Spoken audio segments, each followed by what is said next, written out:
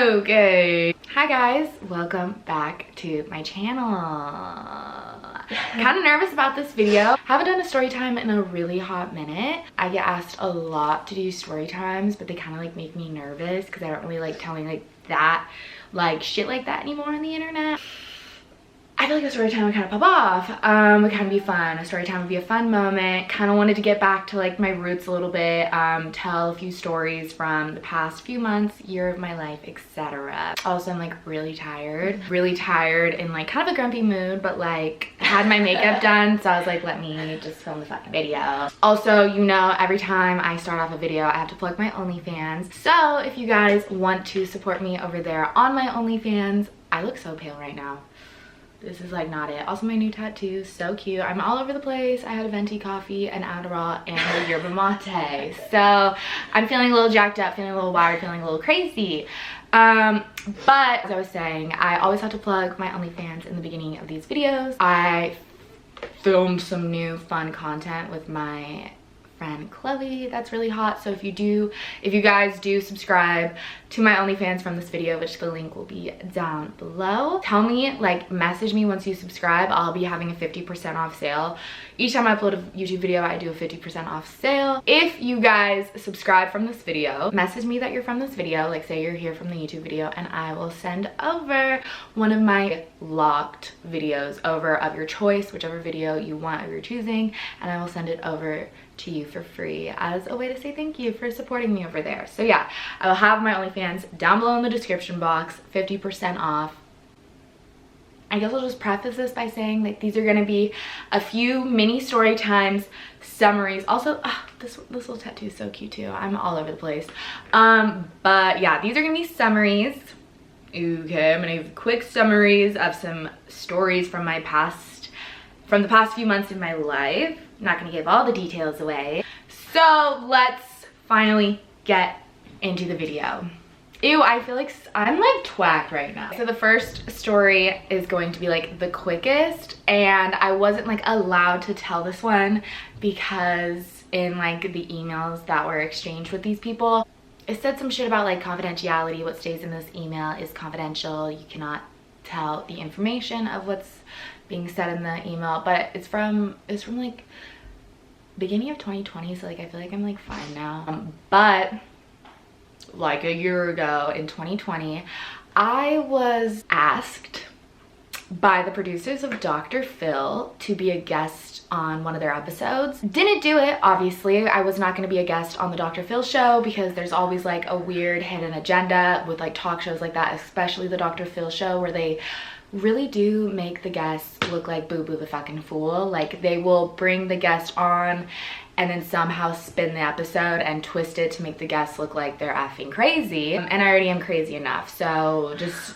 didn't want a fucking episode. So declined being on the Dr. Phil show. They never told me what the episode was gonna be about, but it wasn't gonna be good. I just knew it wasn't gonna be good. Like they found me somehow. They found me from the internet. I don't know what videos they found me from, whether it be sugar daddy stripping, my parents, etc. Either way, they were bringing me on the show for some clickbait and drama, and I just was not gonna have it. So yeah, that's the first little story time. I was asked to be on the mother effing Dr. Phil show.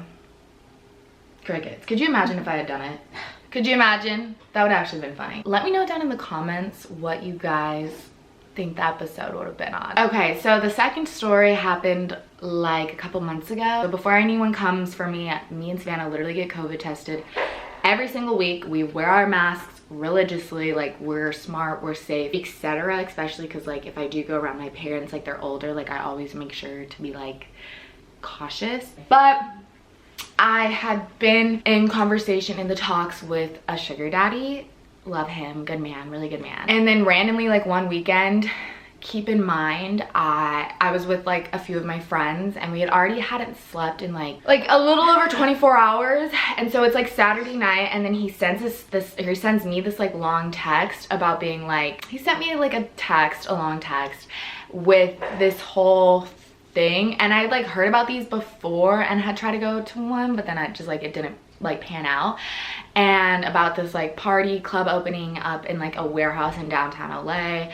You get the first address, you meet like a security guard, a guy in a car, look for a guy in this type of outfit, etc. You give him the password, and then they give you the next location, find the next guy, give the next password, and it's like a little scavenger hunt until you find like this warehouse party, whatever, warehouse club party.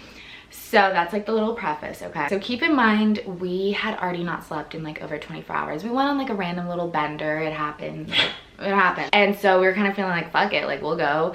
So the first address is in downtown LA, which, baby, it's a war zone. It's like if I can avoid downtown LA, it's like I'm gonna avoid it. I'm gonna avoid it at all costs. We start trying to like look for the guy. They say look for like a guy that looks like a security guard, like in all black. So we like get out of our car, or like get out of the Uber.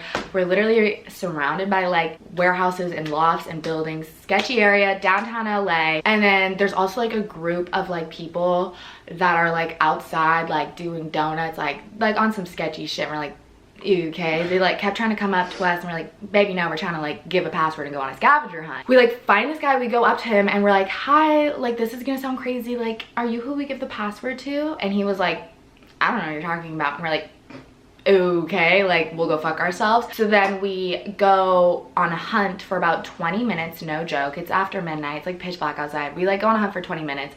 We finally are like, okay, like do we just go home, call the Uber back, and like give up? And then finally like we're like, let's just go ask that guy like one more time. We're like, okay, like I'm so sorry, like I know we already asked you, but like do we give the password to you? Like we're like stressing out, like I don't know, like we were trying to like find the final address to get to this party at like one of these warehouses in downtown LA. And he was like, well, what's the password?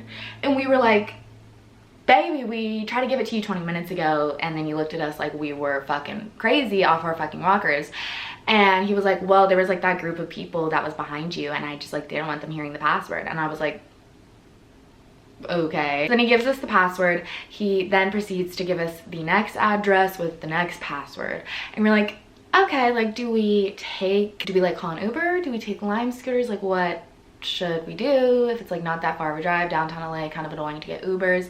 And so we decided to take Lime scooters. We end up riding Lime scooters straight through the heart of, like literally the heart of like some of the worst areas of Skid Row. Okay, that's not an exaggeration. We in the moment were joking about being like, okay, like it's 2 a.m. we're riding Lime scooters through Skid Row, like okay, vibe check, like joking about it, because we like get to like an intersection and this cop car drives by us like really slow, and they literally just they look at us and start shaking their heads and laughing, and we were all like, okay, like why were the fucking cops just laughing at us? Like we were so confused. Fast forward to the next morning when I checked my Lime scooter receipt, literally like if I have the picture, I'll like insert it like right here if I still have the screenshot. No, like our Lime scooters went directly like on the map Skid Row, and we were like, oh, like I'm in a crop top and like some tight ass, like a little Hoey ass outfit, and I'm riding a Lime scooter through Skid Row at 2 in the morning. Like that's why the cops were laughing at us. So fast forward, we finally get to the like final location. We do our little scavenger hunt. Super fun and fresh. Love it. Such a good idea. Very cute idea. Like love the whole vibe. Maybe if it wasn't in downtown LA, like it'd be a little cuter. But like overall, we were like, okay, this is kind of chic. Like we're going on a scavenger hunt on Lime scooters, like trying to find this party that like this like literal 50-year-old sugar daddy gave us. Also, could be really dangerous. We could be like, it's a setup, getting kidnapped, like who knows. But it was very elaborate, so like we didn't think that, and I'd heard about these before. So this is where it gets a little spooky. The final location was down an alley. If you've seen the alleys in downtown LA, scary, like what horror movies are made out of, like kidnapping, serial killers, like they're scary ass alleys, and then the tall ass buildings, like 100-year-old, 200-year-old tall ass warehouse, old fucking loft buildings. Like it's spooky, it's scary, there's no lights, and we're like walking down the alley. The alley's like turned this way, in between buildings there's like dumpsters. Like it's very unsettling. Very unsettling is the best way to put it. I'm starting to get very uncomfortable. I'm starting to panic. We're having to use our flashlights walking through these alleys, and I'm just like, what the fuck? Like this I'm like, we had our fun, like this doesn't seem worth it. Like I watch way too many crime shows, I watch way too much Forensic Files, and then we're like, I'm starting to be like, no, like let's turn back, like I'll call the fucking Uber, like let's get the hell out of here, like this ain't it. And from literally probably like 12-15 stories up, a voice yells down at us saying next alley, like go down the next alley, and then another left, and then first door on the right. And I'm like, I'm sorry, like am I hearing voices? Like someone from one of these random ass buildings is yelling down at us as we're like using flashlights saying next alley, like to the left, whatever. And I'm like, no, like someone's trying to set us up to get kidnapped. Like no. And then one of my friends is like, no, we're doing it. I have a good feeling we're going down this fucking alley. And I'm like, okay, like if this is how I die, if this is how I go out, like it makes sense. So we get down to that final alley. It's very questionable. I'm in full panic mode because there's just, you get down to the end of the alley and it's like a dead end. It's probably like a 20-foot, 30-foot fence. Like it's a fucking huge fence with barbed wire. So I'm like, is someone trying to like set us up to have like no way to get out if they like corner us in here? Then finally my friend like finds this like metal door into one of these like old warehouses, like abandoned warehouses, and starts knocking on it, and then someone opens it. By this time it's like after 3 a.m. and we give the password and then we get let in. Very fun, very fresh. We made it into the party. At this point we're going into like 3 a.m. 4 a.m. we've all been up for borderline, we're pushing like 48 hours, you know what I mean? My friend ends up taking a Tesla from a random stranger in a crowd. I didn't. I've had my days of taking shit from strangers in crowds. He had a great time for a little while, but I think the sleep deprivation mixed with a Tesla, he went into like hallucination psychosis around like 6 a.m. just like spitting shit out of his mouth, like wasn't there, like thought he was typing on keyboards. We're like, baby, like what? There's no keyboard in front of you, honey. After that, we ended up staying up for about 72 hours. Ooh, it's the benders for me. I'm so weird in this video, like I'm not doing well. Yeah, that's the second story. I lived to fucking tell it. The final story, this one makes me like the most anxious because it's a sensitive topic. It's a sensitive topic, babe. The real reason, I use it lightly, the main pushing final force. Yeah. Was that a better? Yeah. Like the final reason that gave me like the final push to move to LA. I'm having anxiety about this one. I'm like, do I tell it? Do I still tell it? Okay, so the final force, which was like really like, would we have even ended up moving to LA if this didn't happen? No, because we had been wanting to, talking about it. I had been wanting to go to LA, but like without this situation, probably would have never, it wouldn't have given me the balls to actually like go through with it because it is really scary. So me and Savannah were in LA one weekend for, I had like an OnlyFans collab with some girls. We were just like collabing, doing like some photo shoots, whatever, and ended up with some friends. Having a great just be honest, it's like, I ended up with some friends. And then I ended up meeting someone. I ended up spending pretty much like the whole weekend with this person. Okay, wait, let's think how okay, so we ended up hanging out with some friends. With Savannah, we're at like a little shindig moment, and I ended up meeting a person. Clicked really well, like right off the bat. Like it was like kind of weird. Connected on like a lot of like mental levels, and spent like the weekend with this person. But they were just telling me like, you should just like break up with your boyfriend and move to LA. Like you've been saying you want to do it, and obviously it's like really scary when you're with someone for pretty much almost 6 years. You have like pretty much built a life together, and I had been like wanting to do it for like a really long time, but like there was a lot of fear that goes behind ending such a long relationship and having to like start a new life in a new city, the fear of like hurting this person so badly, the fear of like moving, pets involved, like starting a new life. And I'd been wanting to do it for pretty much like over a year, but it is such a scary fucking thing, and I'd been wanting to move to LA, and my ex didn't want to move back to LA. Them giving me that final push and like having just like meeting this person and like having it like right off the bat be like, holy shit, like I don't know, I've just never felt this way. yeah, like hadn't felt that way ever, even like about my ex, where it was like, I think it was like that being like, whoa, like maybe like my ex, even though I have been with them for 6 years, being like, if I've never even felt this way about my ex who I've been with 6 years, and I feel this way over someone who I literally just met, it was kind of like, whoa, like it's now or never. It's not fair to my ex to like keep stringing him along. Like that's just like a shitty thing to do, to just like keep stringing him along when like I know that like I'm not in love with him, but I love him so much as a person, but like he deserves someone to be like head over heels in love with him. Like he deserves that in a girl, and that like wasn't me.